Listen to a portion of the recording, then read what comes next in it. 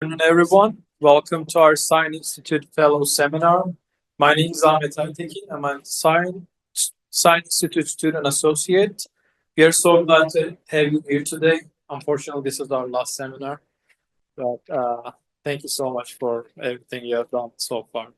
The Sine Institute is where leaders from the public, private, academic, and nonprofit sectors come together to tackle today's most pressing challenges. It is where American University comes to convene, communicate, and collaborate. Today, we are honored to welcome our fellow, the Honorable Sylvia Burwell, along with our moderator, Dacey. Sylvia Burwell has led at the highest levels of government, philanthropy, and academia. As the 15th and first female president of American University, she led initiatives that expanded research funding, achieved carbon neutrality, and strengthened AU's global impact. Previously, she served as Secretary of Health and Human Services and Director of the Office of Management and Budget under President Obama, overseeing agencies such as NIH, FDA, and Medicare and Medicaid. She also held leadership roles at Bill and Melinda Gates Foundation and the Walmart Foundation. Amy Dacey is the Executive Director of the Sine Institute.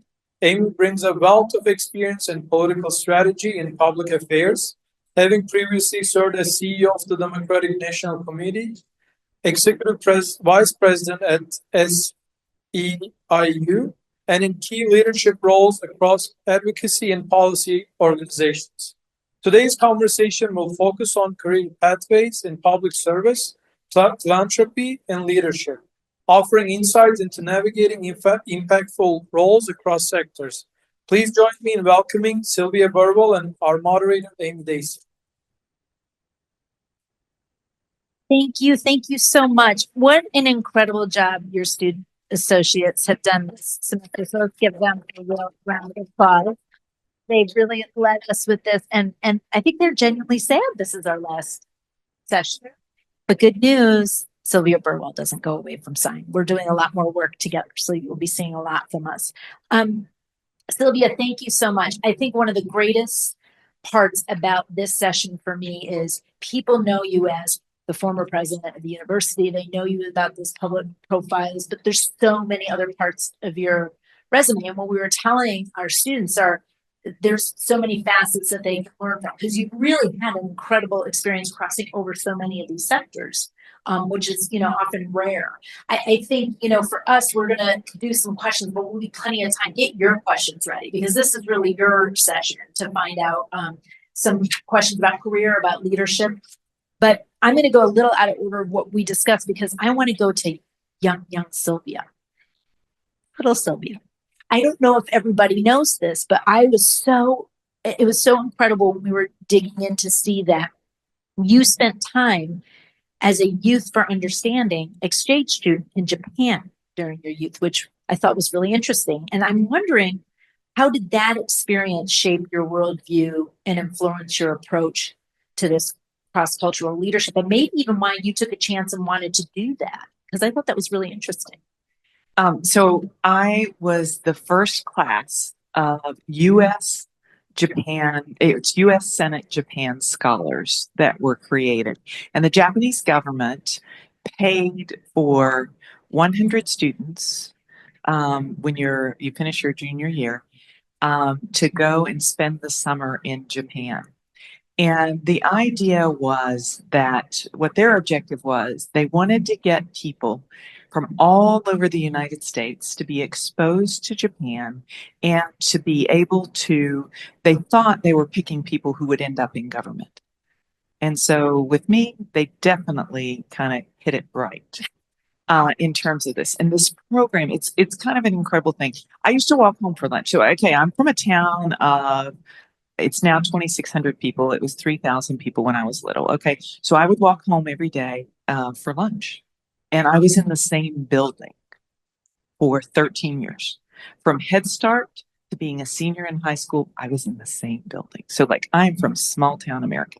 So I come back from lunch, I'm going to my locker, getting my books, and the guidance counselor comes out and he says, Sylvia, there's this thing that's new and you could go to Japan. Do you want to do it? Do you want to try? He's like, we think you should try. And so like, I'm like, okay, let's try. And like my parents agree. Now, just think about this. I'm from a town of 3,000 people, and my parents agree that I can like apply for this thing and go to Japan. My mother puts me on a plane. She drives me to Roanoke, Virginia, the Star City, and literally, I'm the only person. This isn't a private plane. This is a commercial flight. Like, this is back in the days, there weren't that many. She drives me there. She puts me on a plane in Roanoke, Virginia, and says goodbye. And I'm going to Japan. And like, you can't call. It's too expensive.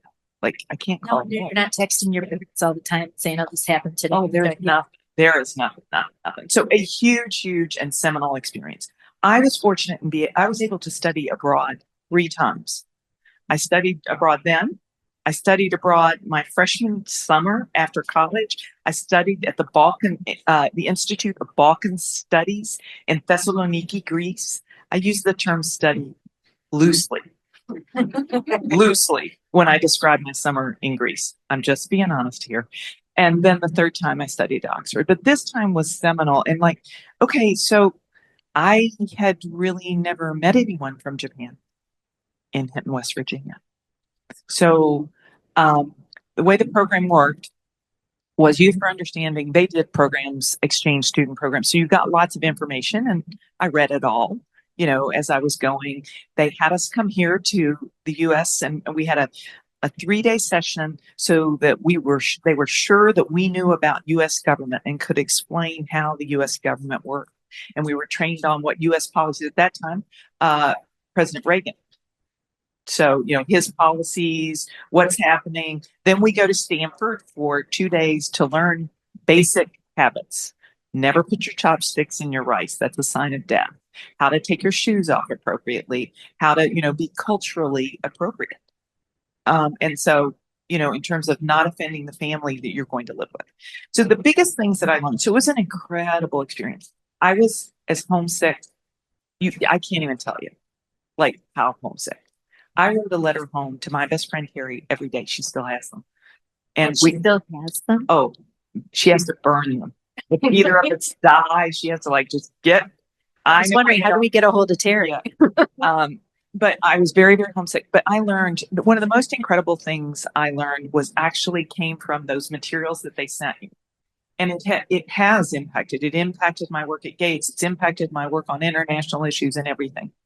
The experience itself was excellent. And I learned so much about a different place, a different culture, a different approach to all kinds of things.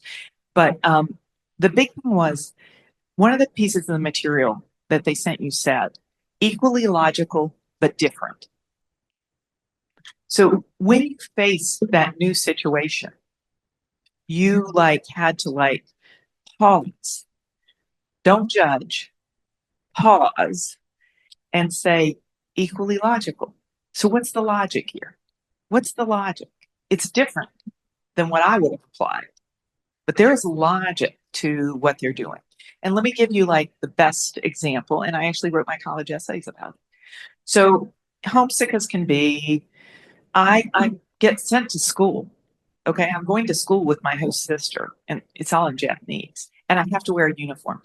I'm a kid from a public school in West Virginia, okay, and I have to put on a uniform, very long, a long blue sailor skirt with a sailor top, and one day it is pouring the rain, and I break out. I have on my uniform, but I put on my orange slicker. I'm a Hinton Bobcat, orange and black were our colors. And so I brought a rain slicker and it was orange. And my host mother, who can't speak any English but uses dictionaries, tells me, no way, no how. With the dictionary I get. And finally figuring it out. And I'm I can't believe they don't want my individuality. They don't want who I am as a person. Many things that I'm sure you all get and understand. But what it was about, and I wrote about this, is actually, it was the opposite. When the reason that everybody had to be the same is because then it was about who you are. It wasn't about what you could afford in terms of clothes or any of those things. It wasn't about these external, you know, the things on your outside. It was about everybody would be known. You were an individual because of what was on the inside. And so I had a little trouble with that logic at first. It took me a while to get, but that is one of the best examples I can give. And that equally logical but different has served me in everything from the international work I've done to the seminar that we're completing, which is the realignment conversation. The people that voted, we need to understand their logic. It's equally logical but different. And so it has served me incredibly well. And it was a great experience in so many ways, including like learning to deal with jet lag. And I traveled 40% of the time when I was at the Bill and Melinda Gates Foundation. But we get off the plane, I'm 16, we get off the plane and we go straight to meet with the prime minister of the country. You're like, I am kind of sleepy. It's all in a foreign language. What is going on? So lots of incredible experiences came from my Youth for Understanding experience. It's interesting that that was one of the early opportunities that you had. And did it help you shape, like, you have to have a global perspective too, because taking, challenges and. Yes. I mean, I was there for the anniversary of Hiroshima and Nagasaki. That's the bombing when we released the nuclear bombs. And like that day in Japan, and like I'm an American, and like that was quite an experience in terms of like the people I went to school with. I went to an all-girls school, and just their anger towards me in terms of Having that understanding of different contexts for the way things happen too. So one question I wanted to kind of move into is you served as Deputy Chief of Staff during the Clinton presidency. So that was also a time when obviously there was a lot happening in the nation. There was a lot happening with the leadership of the, in the administration. I'm wondering how you manage competing priorities. And listen, let's be honest, you navigated through the political turmoil of the impeachment proceedings, but you also had to have the White House focused on its agenda despite these challenges. Did you learn a lot from that experience of like outside forces trying to keep, you on task for your job? I'm very curious how in that role you navigated that. Yes, and I think there was a lot to navigate there because I also was, let's do that part first, which let me give you a very specific example of how that was navigated. And at the point in time which a story breaks about President Clinton and Monica Lewinsky, which was a person that he was having a relationship with. At that time, you don't know. This is what is reported. And it is maybe 2 or 3 weeks before the State of the Union. And I had been assigned, I'm Deputy Chief of Staff. John Podesta is the other Deputy Chief of Staff, and Erskine Bowles is the Chief of Staff. And I had been running a process for about 5 months on the State of the Union. I mean, I had books. The National Security Advisor had produced what they thought their priorities were. The Domestic Policy Advisor had produced their priorities. The Economic had produced their priorities, because this was our second term agenda.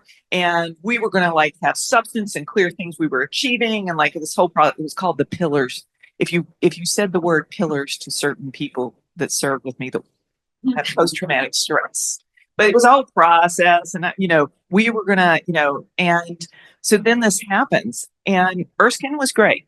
Bowles, the Chief of Staff, you don't know what's happening. I mean, I actually remember the night I was staffing the president. You usually have one of the deputies with the president at most events. I was actually staffing an event, and it was at the Corcoran Art Gallery, which exists no more. It was across the street, and I came back, and Erskine and John were there, and they're like, "You got to come in." I'm like, "Huh?" And like, I remember like the whole thing. But Erskine, it's very clear. He's like, "Sylvia, you are keeping us on task. John, you are dealing with the problem. And so it was divided and it was clear. And so, like, I knew my job was to have one of the best State of the Unions we'd ever had.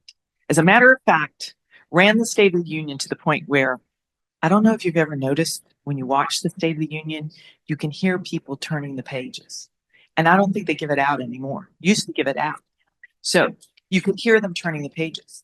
I made it, instead of on 8.5 by 11 paper, I extended it to legal size paper so you would have fewer churns and less noise in the thing. That was the level of detail. Detail oriented. Okay, that was the level of detail.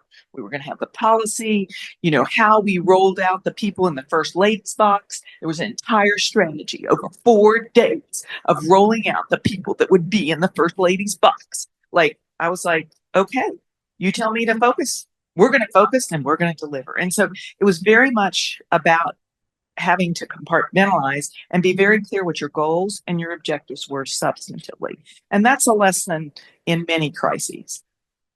In many crises, it's just like get to the clarity of what the goals and objectives. The second part of all of this that was a huge and big learning process is at the age of 27, I was called before the grand jury.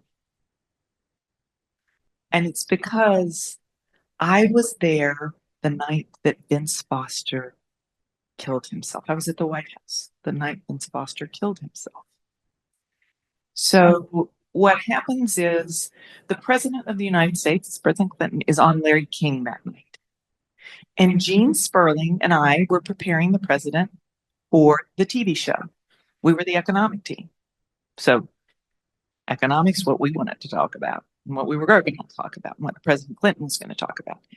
And so, and in the sequence of events, this is before the other incident, just for those of you who are young.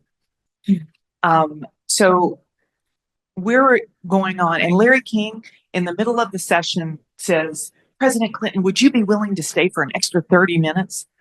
And of course, President Clinton, absolutely. So I was sitting in the pretty good job, by the way. Like I was sitting downstairs in the bottom of the residence watching it on the TV as he's doing it. And I like see him agree, and I'm like, I guess I'll be here another 30 minutes because, you know, you need to stay, you got to watch it, you got to make sure there's nothing to clean up, you know, any of that stuff. So I'm sitting there, and I don't know why Gene wasn't with me, but he wasn't. I guess maybe he'd gone back to do other things or work or something. And I was like, no, you're staying. So then all of a sudden, like, there are phone calls coming into the White House, and I'm like, something's wrong. And I see Mac McClarty, the chief of staff, and I'm like, there's something wrong. And so I'm like the only person around. I mean, this is like 9:30 at night. So there weren't, you know, support, anybody around. So I go back and I start answering the phone in Mac's office because the phone is ringing off the hook. And Mac is trying to get the president off of Larry King.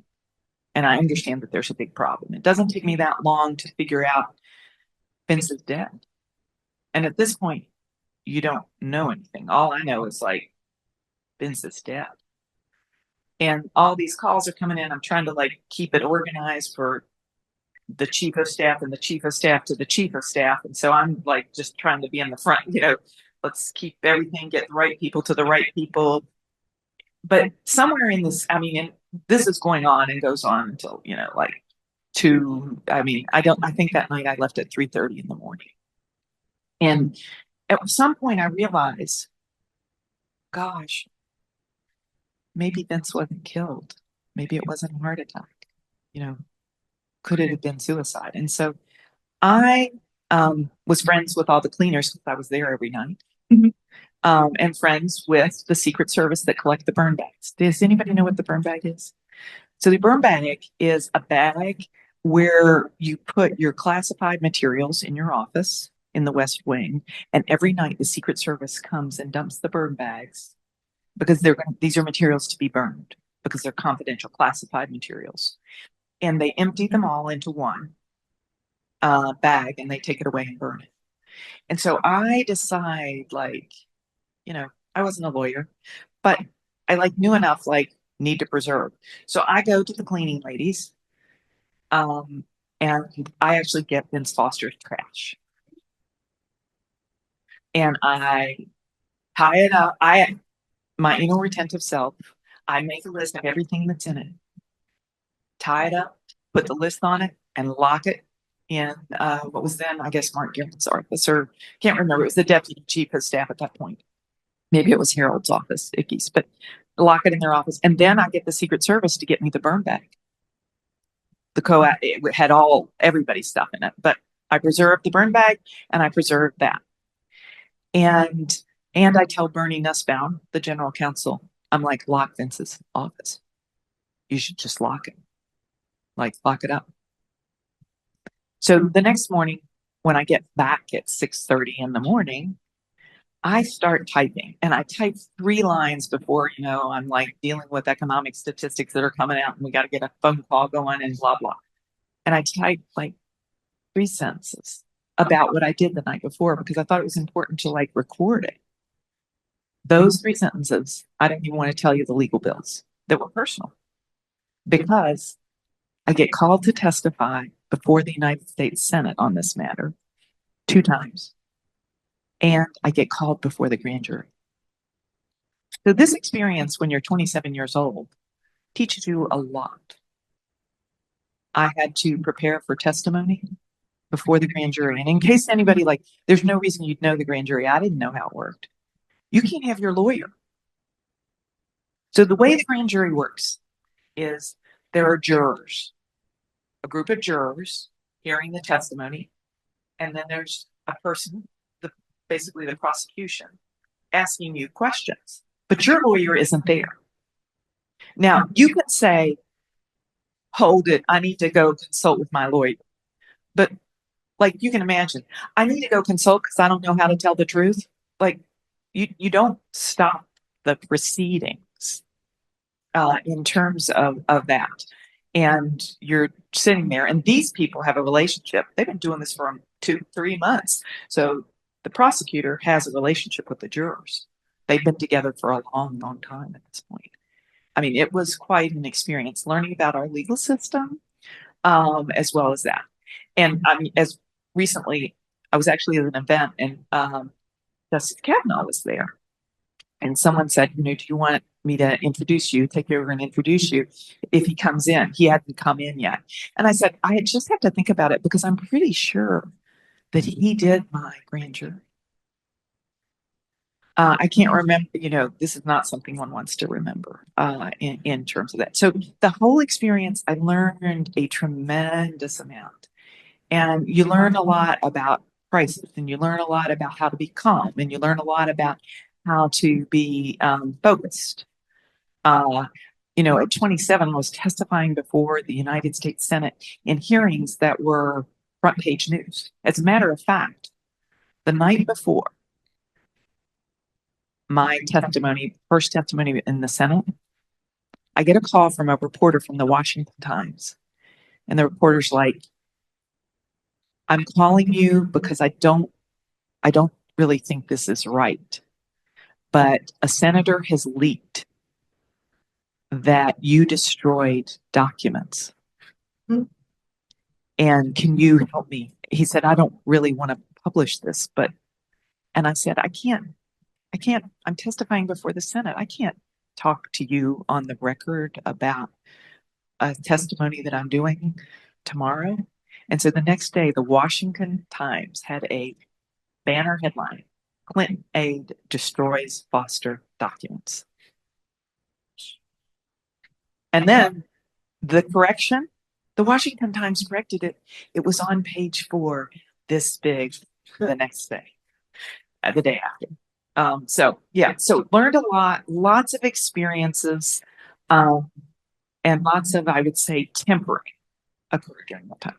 I think it's interesting too, because you've had so many experiences in different roles in the administration. So we look at Deputy Chief of Staff, OMB, HHS. It's interesting because while you were Deputy Chief of Staff, I was in a Hill office during impeachment. And so just hearing, I'm having my memories about what did that look like and how did our office run. And so I'm curious about also the different audiences and how do you manage, in those roles, all of them really, you also had, you know, the people you were responsible to in your role. You talked about like the people you worked with as deputy chief of staff, but you have these other audiences because in this government, it's Congress, it's the Supreme Court. It's like, how did you manage that in some of these roles, especially when you think about the fiscal policy at, you know, OMB and like, you know, these are stakeholders, investors in what you're doing, HHS that matters. How do you manage all those audiences and making sure that you're getting the information out in that way? It's complicated. Yes. And so very early in whatever it is you're doing, figuring out what the objective is and what measurable success looks like. And then also understanding just in about anything you do, any job, just about anything, the number of stakeholders is going to be more than one. And so how you get to the place where you can understand and think from that other stakeholder. How are you going to get that? Figuring out how you're going to get it. And that's if you have to ask somebody.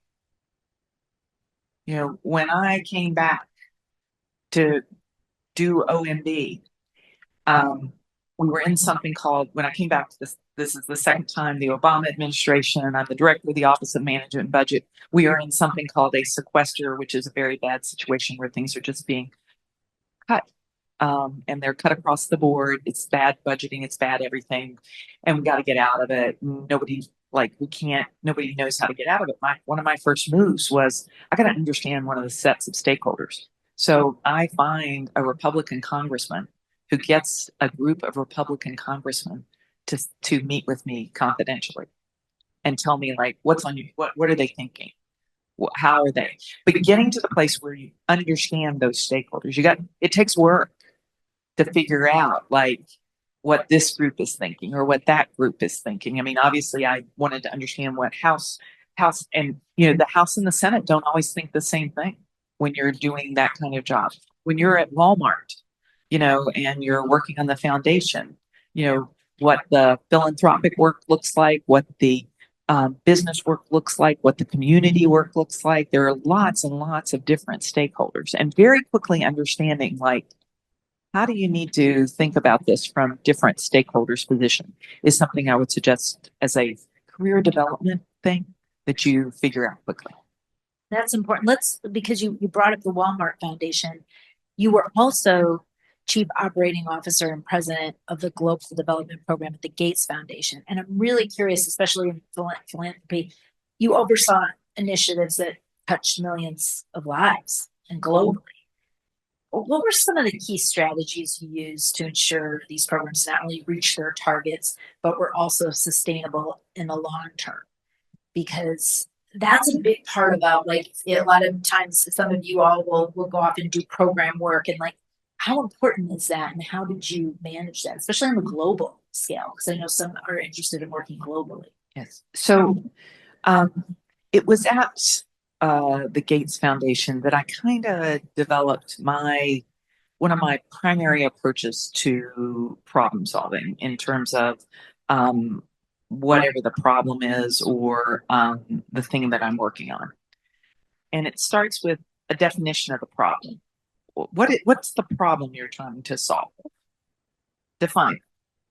And then the second circle, and this is the Venn diagram. The second circle that's overlapping is what's the solution set? So, I mean, and that can be lots of different things, can be that solution set. And then the third circle is what are we good at? And so that overlap between the problem, the solution set, and what we're good at. So getting that is like step one. And so I figured that out, you know, by doing it. I did so many pieces of strategy work for Bill and Melinda Gates. I like these, you know, the strategy for this thing, strategy, you know, as we were trying to like figure out. And then the next step in terms of it is a big learning that I had when I was at Gates. And it was combined with the learning of having served in government. And that's that really only two things scale something. And that's government and markets. Those are the two things that scale something. Philanthropy is not a scale play. Just not. It can start something, it can figure it out, it can create models, it can advocate, it can provide the information and the analysis. It can, you can use the voice. In 1 week, when we decided to focus on malaria at the Bill and Melinda Gates Foundation, and Bill made it his top priority for that week, and Melinda, we got more coverage of malaria than the entire year. So, I mean, there are all kinds of things philanthropy can do, but scaling and sustaining are not that. So how do you get to the sustaining part? When you think about like what it is you're working on, increasing agricultural productivity for smallholder farmers. That was our core objective in the agriculture department. You have to think about, what is my theory of change and what is my theory of action? And included in both of those. So the theory of change is, if I push this lever, if we do these things, these are the outcomes we're going to get. And think of theory of action as an action plan or a business plan for those of you who are at COGA. Think about that as that, or anything. If you're at SIS, I'm sure you've learned the plan to get it done. That's what the theory of action is. And then you got to be willing to evaluate and measure. You just got to be. That's how you get to this sustainability. So you have a thought about how it will be sustained.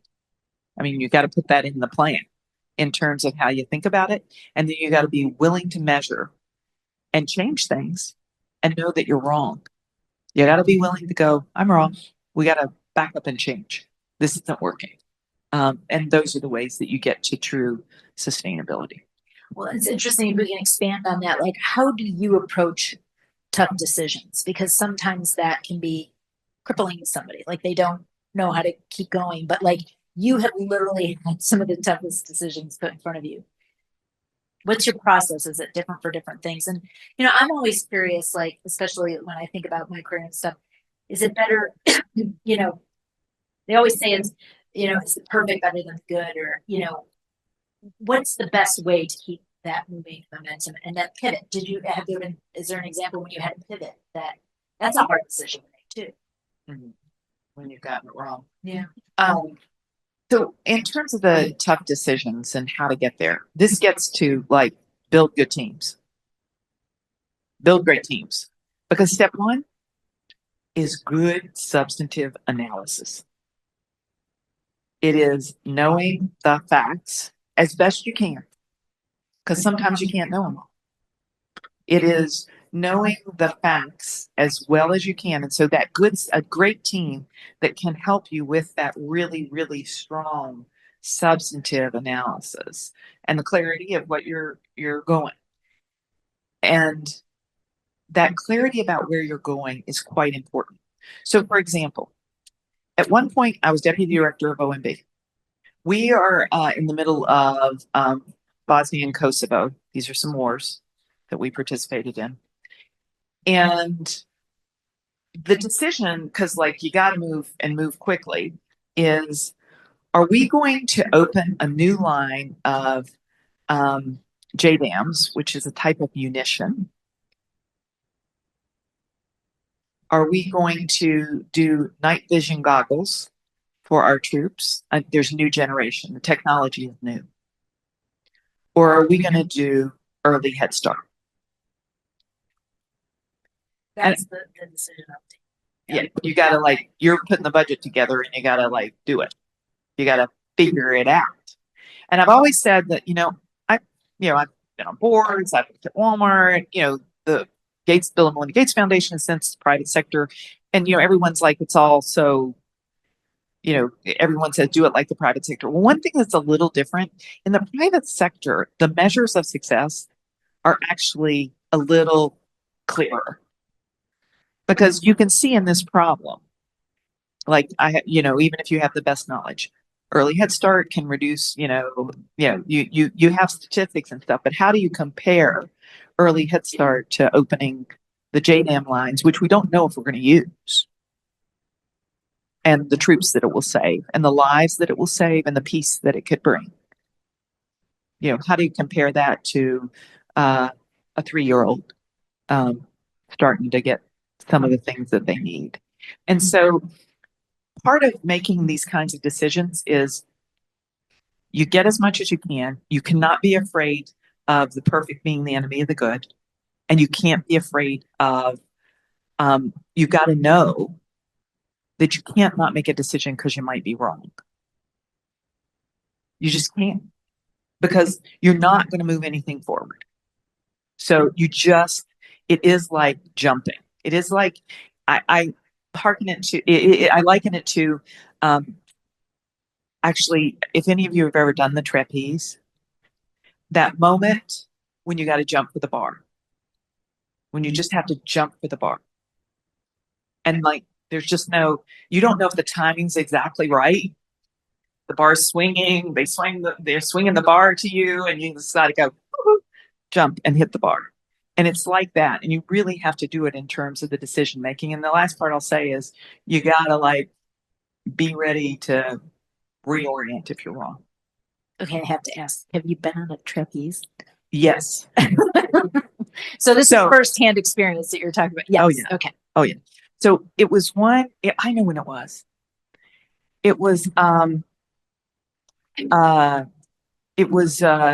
in this second term election year for Clinton. And I thought, well, we may not get reelected, so I need career options. So I went on vacation, and as part of one of the vacations, I went to a Club Med, and you could do circus training. So I thought, I work in a circus in Washington, D.C. Maybe I have to do some real training, and this could be another option. So yes, I did fly on the trapeze.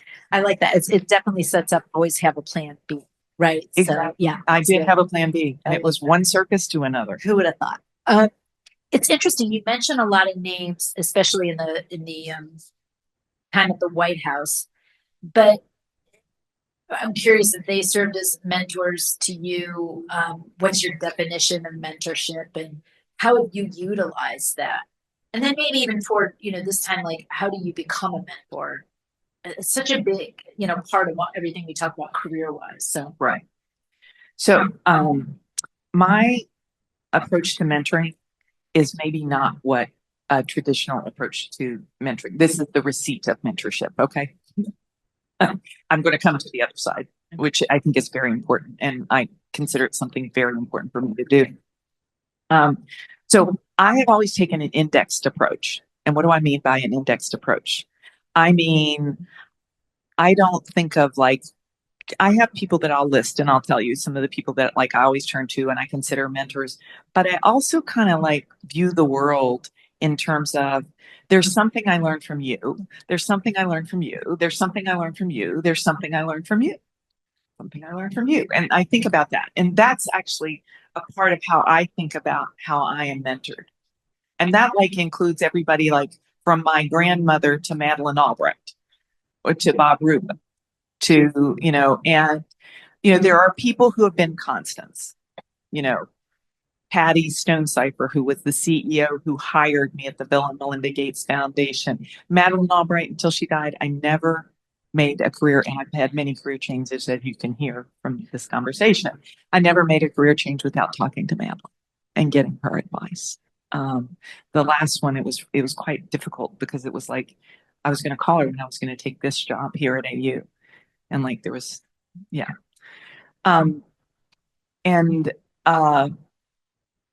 There are people like Madeleine, Bob Rubin. They're constant, that I kind of keep going back to. I stay in touch with. I do, and so many people who have been so generous. And interestingly, I've been fortunate to be the first woman or the second woman to do a lot of different things. And there was a group of women, and I was I'm in my 20s, and these women are all in their 50s and 60s, and they had a group that they brought together to mentor and help other women, and that's just always been quite an important thing in terms of people who always helped and supported me. And so it's been an important thing in my life. And I was thinking about it as I was coming to this, because I thought, about the mentoring thing.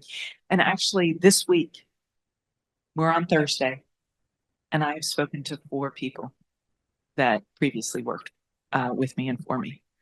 Actually, 3 of them worked with me and for me at different points and have questions or working on things. One is taking a new job and she wants to set her agenda and wanted to talk through, how do I work on setting the agenda for this organization? How do I do that? And one of the 4th one, actually, I didn't know her, but one of my best friends from college, she mentors so many people and she's so good. And she asked, will you talk to this person who's a friend of mine? And this woman is like black belt in terms of mentoring.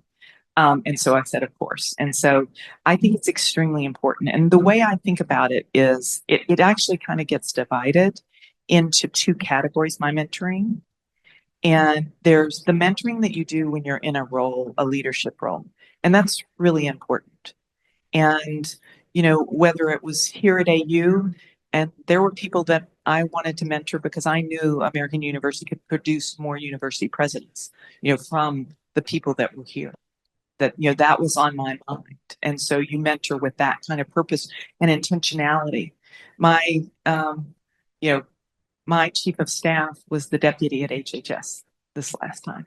You mentor because you see when you're working with someone, you want to mentor and help them achieve their fullest potential and help them, and maybe help them even see that they can do something they don't know they can, and that often happens. Then there's the category of mentoring that occurs post. And that's a lot of what, I do now in terms of, because I've worked with, this is a long period of time and I've worked with so many different people. And so now helping and supporting those people as they go and do things and try things. Well, I want to thank you because in this role, you've helped me, and I think you're very generous with your time. We can all learn so much from you. I could go on and on, which is not fair. So I think we should open it up to questions because I'm sure people have a lot and can ask about any facet of the career. So please don't be shy. Comment. You want to try? All right. I wanted to ask, what's next for Sylvia? That was a good one. So what is next for me is I'm very focused on what is now almost it's about a 3-year period. It was a 4-year period. And I am thinking about my life in that. And so the thing right now is that I think everybody knows, our kids, Matthew started high school. That's been a pleasure. Maybe you gentlemen can help me understand a 15-year-old boy. And please get rid of that phone. And Clash Royale and everything else. So there's Matthew and Helene as a junior. And so right now I'm still working. I'm here at the university and doing a number of things at the university. I'm doing not-for-profit work and some for-profit stuff. I'm doing what I would call a portfolio. I'm not running anything because at this moment in time, I need the flexibility. And my mother, who is up for Easter, she wanted to come to the class, but I said no. She's 89. And so this 4-year period, it's now 3 because it's been almost a year,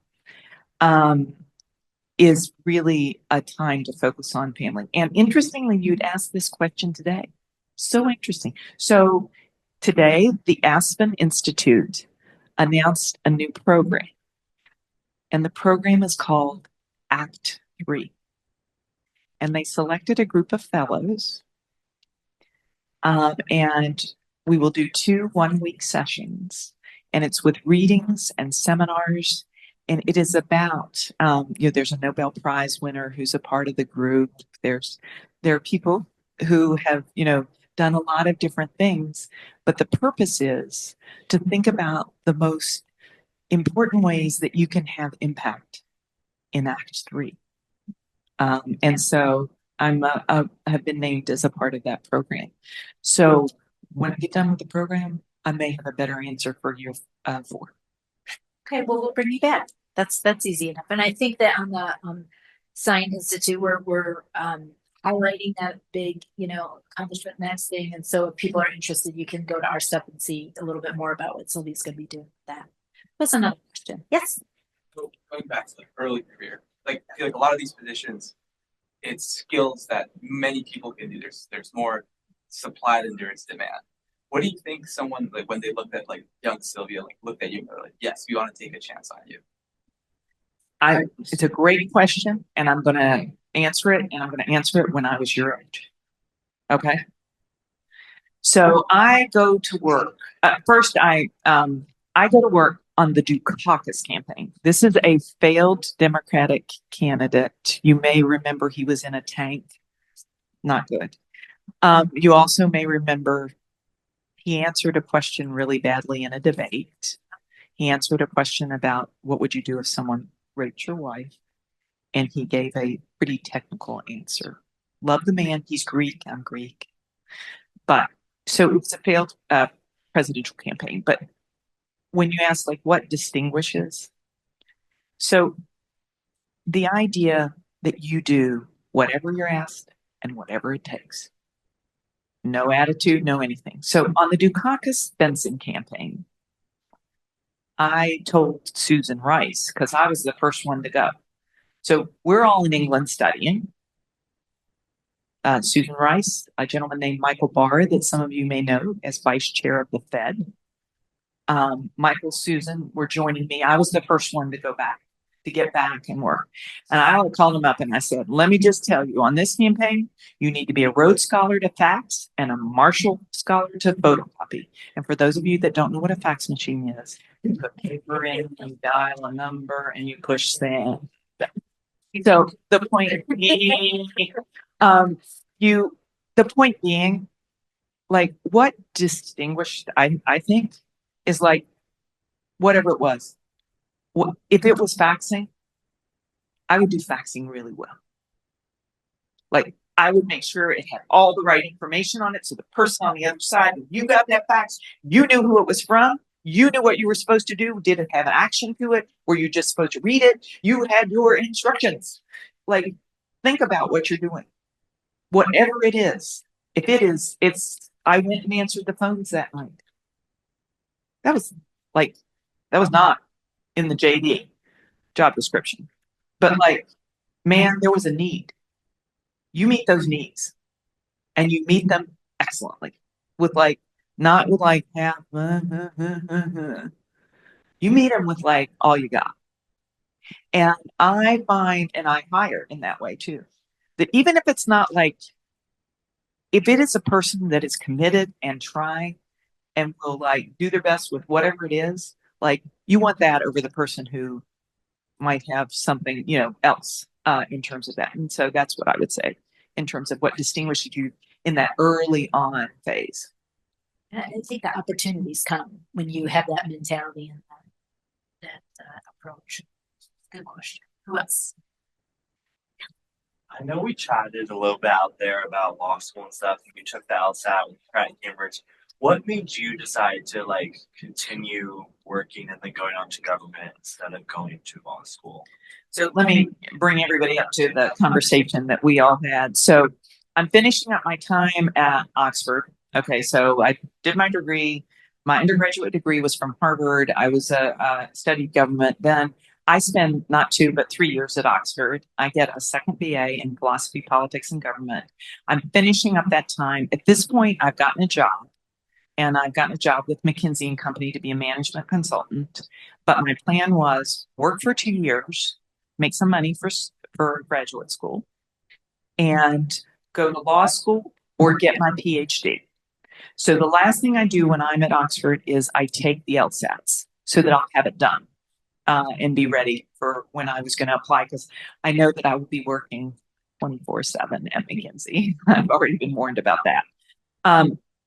And so then what happens is I'm at McKinsey and I get a call. I got the fever again. I had worked on the 88 campaign. This is 1992. And like, I thought I was over it, but I got the fever. The Democratic National Convention was in New York. My parents came up. My best friend came up from West Virginia. And it's like, oh my gosh, I got it. It was all leading up to it. I'm like, maybe I want to. And people I had worked with in the 88 campaign, George Stephanopoulos, Gene Sperling, a bunch of people I knew were down there. And Gene Sperling could hire one person on his economic team. And he called me. And so I go and I work on the campaign in Little Rock, Arkansas. And then I go straight into the administration. So I never go back. I had taken a leave from McKinsey and they were gracious and told me I could do it. And I told them I'd be back and I never returned. And then what happens is, the first 2 years I'm at the National Economic Council testifying before Congress. And, then I moved to the Treasury Department. Then I moved back and I do OMB. I mean, it just kept going. I was very fortunate. And I know that it kept going. So there was never a moment where I was like, I think I need to go to law school, or go back and get my PhD. And part of it was I never had somewhere I was going. I didn't have I want to be president of the World Bank. I didn't have anywhere I was going. I got some very, very good advice. That I will share with you. And it actually was from Tom Donilon, the guy who is the National Security Advisor. Tom, we had worked on the campaign, the Dukakis campaign together, so I'd gotten to know Tom. And I was in a dinner party in New York when I was working and consulting at McKinsey and with these friends. And this one friend's father ran construction companies in the Bahamas. And after that evening, this dinner party, he calls me up and he's like, how would you like to go run one of my construction companies in the Bahamas? And I'm like, this sounds good. The Bahamas sounds very good. Fruity drinks, responsibility. I'm very young, responsibility. And so I'm getting all excited about this. And I called Tom Donilon and asked his advice. And instead of saying, Sylvia, that's the wackiest idea I've ever heard. He said, Sylvia, think about 3 things. Number 1, are you learning? Number 2, are you contributing? Number 3, are you having fun? Put together 40 years of that and you'll have had a good career. Think about those things and analyze this as a choice versus others. I like that. I like that a lot. And I think it sounds like throughout your career, because I've had some of those experiences too. Sometimes you have a thought about maybe the next thing in front of you, but sometimes opportunities find you and you really have to be prepared to accept that or to, because some things right now today sitting in your seats, you have no idea one of the jobs you're going to have. You have no idea. And that's the weirdest thing because I think we both have had jobs where you go, yeah, no, 18-year-old, you never thought that would happen, or 18, yeah. So I think that the capitalizing on opportunities, but I love that advice there. We can have another one. Yes, hi. Hi, my name is Chelsea. I'm actually an alumni from AU. Yay! My question is you work in public service and you work in the private sector. A lot of us who are alumni who have been working in public service now have to pivot to the private sector. I'm just asking you, do you have any action steps? Do you have any advice for us? How different are the 2 sectors? How do we continue serving people, populations, communities if we're not in the global development and humanitarian space? We're in the private sector. So your skills are completely transferable. Okay. The problem solving and the work itself, it just gets translated to a different context. So you need to learn the context and you need to recognize that you have to learn the context and you need to be intentional about learning the context, but it is highly transferable, the skills that you have. And the thing as you embark on the journey is thinking about how to translate it so they hear it. This gets to this stakeholder thing, right? The words and the way we would describe things in government may not be the way. It's the same thing. It's just you need to make sure that you think through how to describe it differently in terms of what they're seeking. And that's why it's important to understand what they're seeking. With regard to the ability to have impact on things that you have a passion about. I've been fortunate enough to do that in a private sector setting. Walmart, like,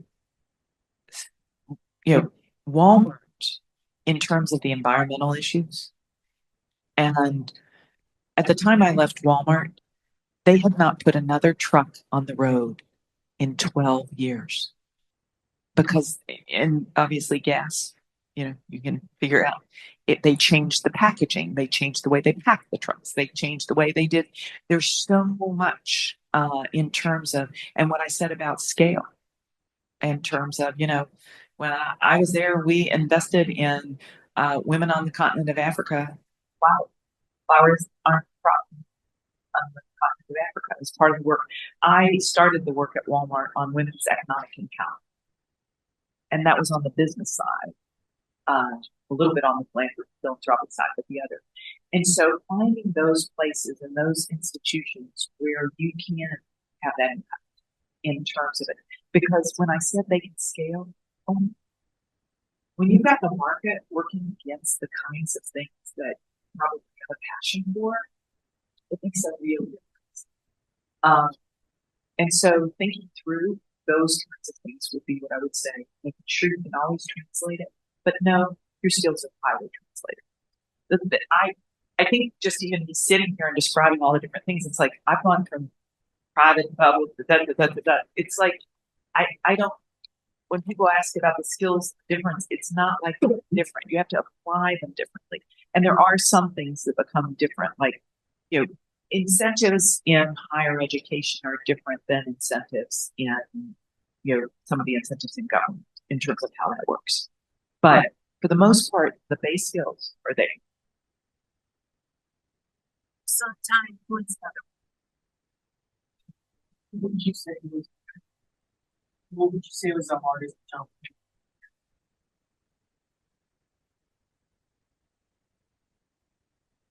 Jackie.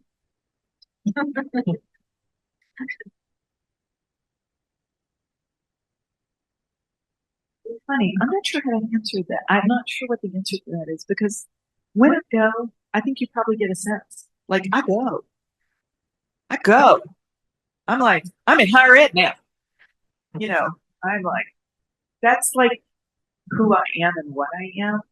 And like, once I've made the decision, Katie barred the door. Let's go. Let's play. And like, let's get in here and get it done. And so, I'm trying to think.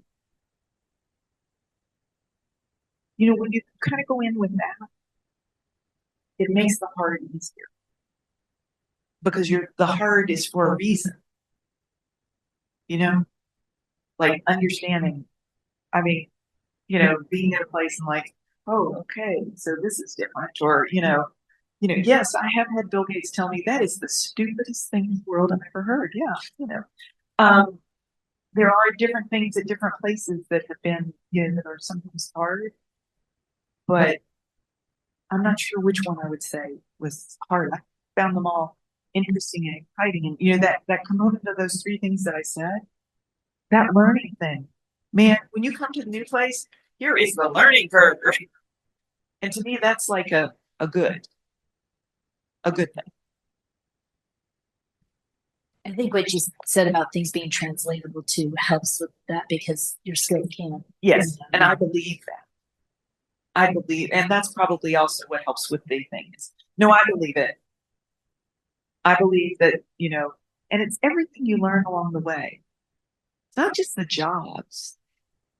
It's like, when I was HHS secretary, it was important that I was from rural America and I understood healthcare in rural America, because the challenges of rural American healthcare, and I lived in the Upper East Side of Manhattan. Like, I got urban, I volunteered at the Boys Choir of Harlem. I was a volunteer in a program for foster children. Every weekend we would take these foster kids and do events and stuff with them. It's like all of those experiences teach in terms of like, you learn about the stakeholder questions. You learn, it's not just like the jobs that teach. It's life. that teaches the stuff that you're going to use. And it's up to you to think about, how am I going to use that? How does that apply to you? How does that help me here in terms of that? Okay, Caroline. One more question? Anybody? Okay, Alex, you can have the final one. So I was wondering, you talked a lot about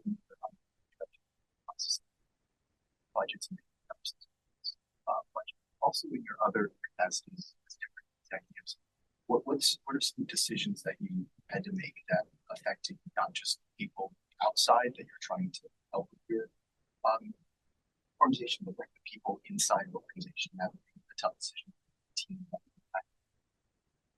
top. And when you say impact, Alex, so I understand, like, impact their jobs, or impact, like, I have had to make decisions that I know the team is like not gonna love. Either. So let me give you a pretty specific one. So I am trying to negotiate the expansion of Medicaid. Okay, so when the law is passed, it's going to go. The expansion goes everywhere. There's a Supreme Court case. This all happens before I get to HHS that changes like the way this works, and so states have to accept the expansion of Medicaid. And like, this is a big deal. It's a very big deal in terms of more people getting health care. And also it's a big deal. Well, it's about 60, I think it's close to 60, maybe the numbers have changed, but it was over 60% of the people that get Medicaid actually are working people, you know, in terms of this. So anyway, big deal.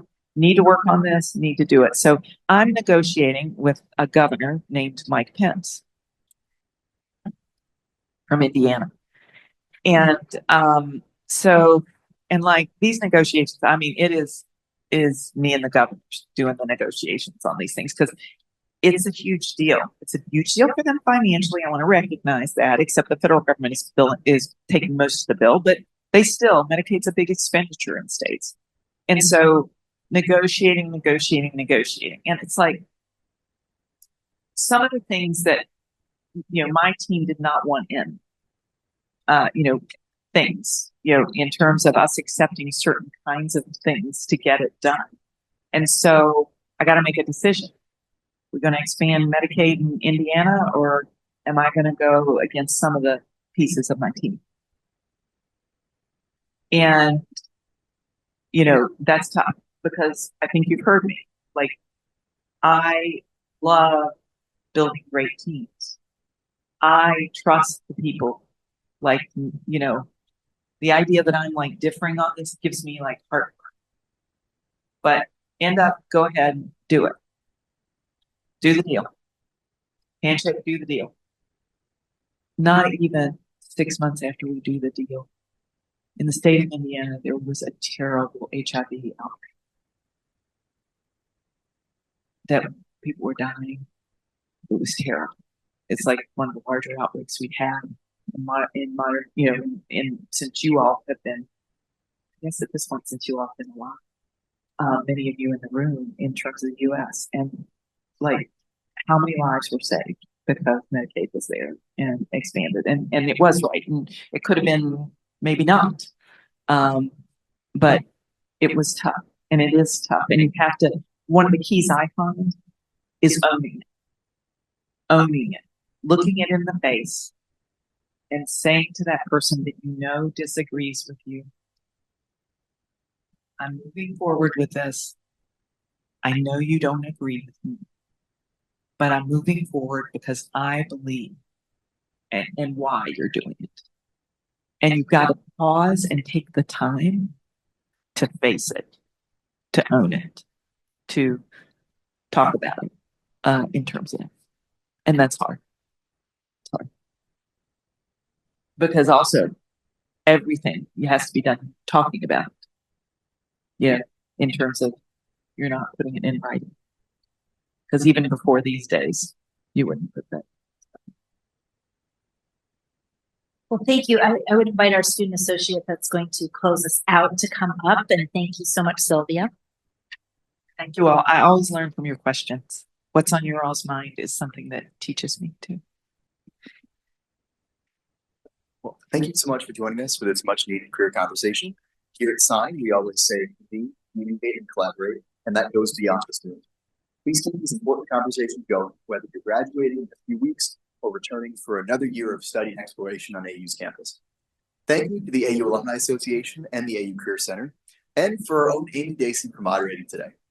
If you enjoyed this event, the Sine Institute will be back in the fall.